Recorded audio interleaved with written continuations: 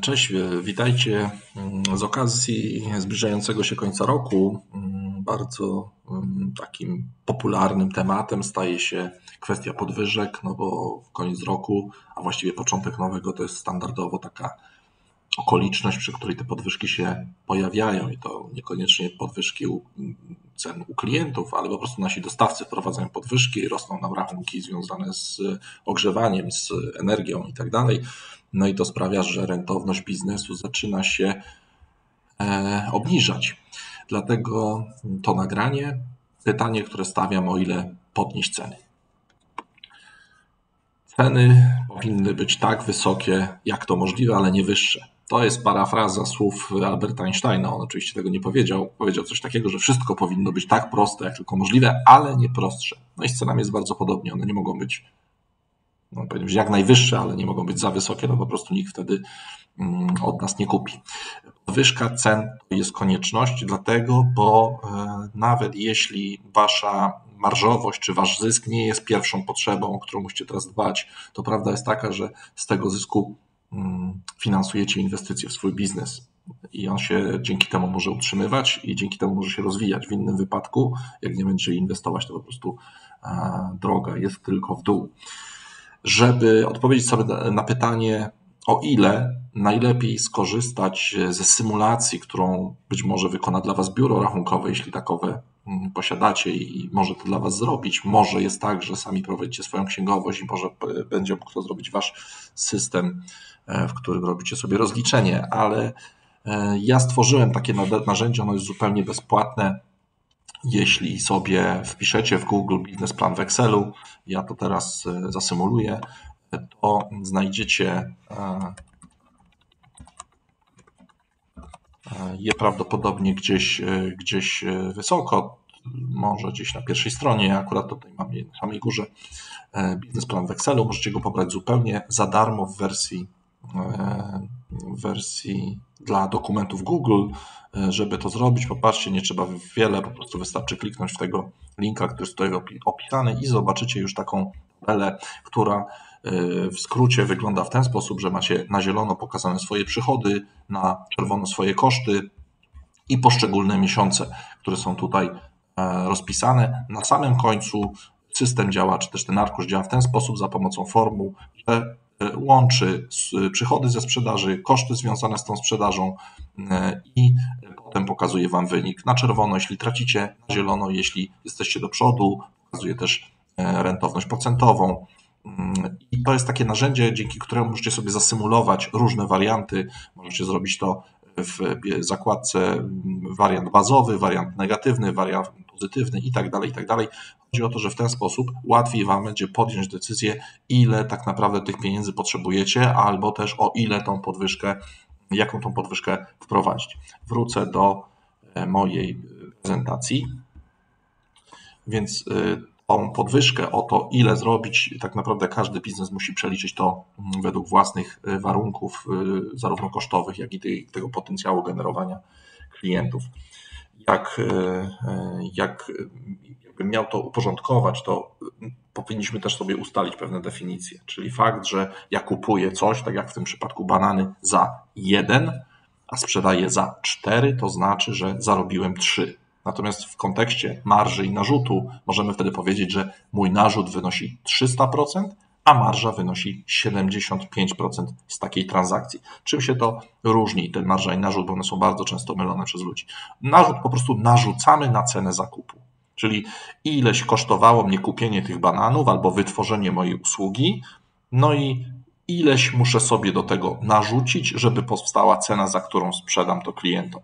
Więc narzut to jest ile procent zysku dokładasz, narzucasz na koszt zakupu i to jest właśnie przedstawione w formie procentowej. Z kolei marża patrzy trochę od innej strony, czyli jak gdyby od ceny, za którą sprzedajesz, od tego, co zapłacił klient. Jak on ci zapłacił jakieś pieniądze, to patrzysz, ile złotych w tych pieniądzach, które on zapłacił, stanowi twój zysk. I ten procentowy podział, proporcja procentowa tego zysku do tej ceny to jest marża, czyli zobaczcie, w tym przypadku to jest 75% marży. To jest istotne dlatego, bo chcę Wam pokazać tutaj teraz taką tabelę. Ta tabela przedstawia relację pomiędzy marżą a podwyżką. Czyli innymi słowy, jeśli wy pracujecie w biznesie, który generuje 30% marżę, bo tak macie ustalone cenniki, tak wygląda wasza oferta, i z jakiegoś powodu nie wprowadzicie klientom 10% podwyżki, którą ktoś wam wprowadził, bo na przykład podniosły wam się koszty wynagrodzeń, podniosły wam się koszty związane z utrzymaniem obiektu, z energią i tak dalej, ale z jakiegoś powodu nie chcecie tego przerzucać na klientów, tylko po prostu połkniecie to, czyli wasza marża, wasz narzut się po prostu zmniejszy, wasz zysk się zmniejszy, no bo nie przerzucacie tej podwyżki na klientów, to żeby uzyskać wartościowo taki sam zysk na koniec miesiąca, to musicie pracować o 50% więcej, to znaczy znaleźć 50% więcej klientów, 50% więcej im sprzedać na przykład, bo w innym wypadku nie uzyskacie takiego zysku tej wielkości. Żeby pokazać to na wartościach bezwzględnych, to pokażę to tutaj. Zobaczcie, sytuacja wcześniej wygląda tak, że ja oferuję klientom coś za 900 zł, koszty zakupu tego czegoś to jest 600 zł, więc mój zysk wynosi 300. Jeśli mam 10 klientów albo wykonałem 10 takich transakcji, no to na koniec miesiąca mam 3000 zł. No i teraz zdarzyła się sytuacja, że wprowadzono mi podwyżkę. Na przykład dostawca tych produktów, które sprzedaje z zyskiem, podniósł ceny, no więc nie kupuję tego już za 600 zł, tylko za 700. Albo na przykład, jeśli to są usługi, no to w wyniku wzrostu wynagrodzeń albo kosztów dzierżawy, czynszu, moje koszty wzrosły. W efekcie sprzedaję klientom coś dalej za 900 zł, koszty mam już 700, co oznacza, że mój zysk wynosi już tylko 200, spadł o 100 zł. Czyli 10 transakcji, 10 klientów po 200 zł daje mi 2000 zł. Zobaczcie, żeby mieć 3000, tak jak poprzednio w tym wariancie, muszę zwiększyć ilość transakcji o 5 albo mieć o 5 więcej klientów, czyli o 50%, no bo w stosunku do 10 tych transakcji 5 to jest 90%, 50%. Czyli zobaczcie, tak jak było w tej tabeli, muszę zwiększyć to o 50%. I to jest w przypadku 30% marży, tak mniej więcej było w moim przykładzie, i 10% podwyżki. Zobaczcie, jak wygląda to w sytuacji, kiedy wasza marża wynosi 30%, a podwyżka 15%. Nie wprowadzacie tej podwyżki. Wówczas musicie pracować 2 razy więcej, czyli w moim przykładzie nie byłoby to już 10 klientów, tylko musicie znaleźć ich 20, żeby uzyskać ten sam poziom zysku, czyli te same pieniądze, zarobić te same pieniądze. Co oznacza, wiecie, większe nakłady na marketing, no jest to trudniej zrobić, prawda? No bo często nie da się sprzedać, są produkty, że jak ktoś już kupi, to nie, ktoś kupi drukarkę, to już nie chce kupić drugiej, musicie szukać po prostu nowego klienta. Jak to wygląda w przypadku podwyżki ceny? Zobaczcie, koszt zakupu jakby zwiększył mi się do 700 zł, tak? Czyli to jest ten wariant jak przed chwilą. Natomiast ja dalej utrzymuję zysk 300. Nie pokrywam tej podwyżki jak tutaj z własnych środków czy z tego zysku, tylko ja dalej ustawiam ten zysk na poziomie 300, co oznacza, że moja cena wzrosła. Już nie wynosi 900, tylko 1000. Wprowadziłem podwyżkę o nieco ponad 10%. Co to oznacza? Oznacza to, że jeśli zrobię 10 transakcji po 300 zł, to znowu mam 3000, tak jak to było w pierwszym wariancie tutaj. Oczywiście jest zawsze tak, że każda podwyżka generuje jakiś poziom odpływu klientów. No oczywiście im lepiej robicie swoją robotę, to tym mniej jest to odczuwalne. No ale zawsze taka sytuacja może się zdarzyć, czy warto wziąć to pod uwagę. Zobaczcie, że nawet w tym przypadku, gdyby ci klienci odeszli w 30%, czyli z naszych 10 klientów odejdzie mi 3, to zostaje 7. 7 razy 300 zł to jest 2100 zł. Nadal mam więcej zysku niż w tym wariancie, gdy tej podwyżki nie przerzuciłem na klienta, gdy jej nie wprowadziłem. Więc wprowadzanie podwyżki, zobaczcie, nie dość, że macie mniej pracy, no bo obsługujecie o 3 klientów mniej, to i tak zarabiacie więcej niż tutaj w tym przypadku. Dlatego mówię, że podwyżki wcale nie są takie straszne, tylko trzeba je wprowadzać z głową i sensownie. Pamiętajcie o tym, że cena, którą klienci płacą, ona nie wynika tylko z samego asortymentu, czy z tego, co kupują, tak per se, z tej usługi, czy z tego produktu. Dlatego, bo jakby wartość, która jest związana z tą ceną, ona wykracza daleko poza sam produkt, czy samą usługę.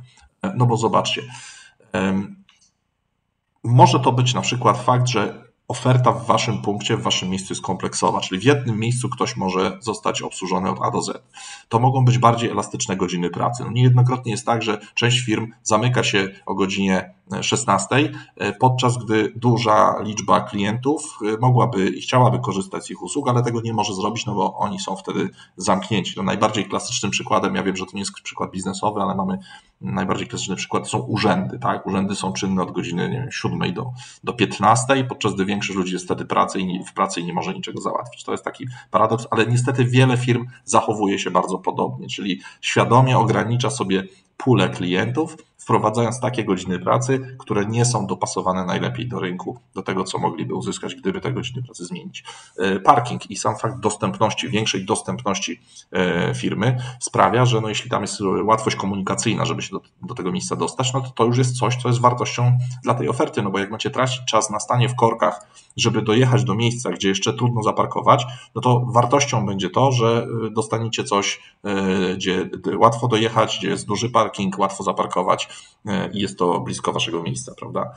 Czas reakcji na zapytania klientów to także jest element wartości dodanej, no bo to jest co innego, jeśli wy możecie prawie czatować na żywo, czy rozmawiać przez telefon z kimś na żywo o waszym problemie czy pytaniach, niż w sytuacji, kiedy piszecie do kogoś maila i dostajecie odpowiedź, albo w ogóle nie dostajecie ją na przykład po tygodniu. To iloma kanałami się komunikujecie z klientami, to także jest wartość waszej oferty. No, przykładowo dla coraz młodszej grupy klientów, mam tu na myśli na przykład generację Z, czy tą nadchodzącą generację, która jeszcze nie kupuje, generację alfa, kontakty poprzez media społecznościowe czy komunikatory takie jak WhatsApp czy Messenger są oczywistością. Jeśli ich nie używasz, nie korzystasz, no to po prostu świadomie odcinasz się od tej grupy klientów, a to znaczy, że ci, którzy z nich korzystają, no to jest wartość dla tej grupy klientów, więc w efekcie oni mogą chcieć u nich kupić drożej, tylko z tego powodu, że mogą komunikować się przez Messenger. Sposoby płatności, czy sposoby dostawy. No wiadomo, że są różne sposoby dostawy, jeśli mówimy na przykład o zakupy internetowe, czy w ogóle dostawy, nawet jeśli nie są stricte internetowe. To fakt, że ktoś przywiezie wam to na miejsce i na przykład w takich godzinach, jak wy chcecie, jest czymś, co sprawia, że ten klient jest skłonny zapłacić więcej. Opinie o firmie to jest taki, jakby to powiedzieć po angielsku, last but not least.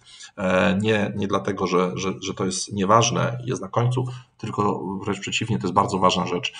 Bo zobaczcie, może wam wszystko zagrać, tak? Oferta wam zagra, cena wam zagra, parking wam zagra, to wszystkie elementy wam zagrają, ale tak się okaże, że sprawdzicie tą firmę w internecie i okaże się, że ma kiepskie opinie. Jej reputacja jest słaba. Efekt jest tego taki, że mimo tych pozytywnych doświadczeń wcześniej, tego co wam pasowało, łącznie z ceną, i tak nie zaryzykujecie zakupu. Nawet w dzisiejszych czasach, gdzie możecie coś oddać bez problemu i tak dalej, i ktoś tam, państwo czy prawo chroni pewne kwestie, zwłaszcza w przypadku zakupów internetowych czy poza siedzibą sprzedawcy, to i tak nie chcecie tracić czasu, więc nie będziecie ryzykować z firmą, która ma słabą reputację. To jest coś, zobaczcie, tych wartości może być bardzo dużo. I dlaczego ja je wymieniłem? Otóż chodzi o to, że to są drobne, bardzo często takie aż niezauważalne, cienkie nici, które splatają się na wielką, grubą linę, którą możecie tego klienta przykleić na dłużej, mimo tej ceny, która będzie wyższa, bo będzie wynikała z tych wprowadzonych podwyżek. Więc jakby nie chodzi o to, żebyście mieli coś kluczowego, jednego, tylko zidentyfikujcie części, które wpływają na to, że klient czuje, że to miejsce sprzyja mu bardziej i warto zapłacić za te dodatki. Tyle na dziś. W kolejnym nagraniu zajmę się tematem, jak wprowadzić podwyżki cen w kilku rodzajach biznesów, albo jak też tego nie robić. Dzięki, do zobaczenia.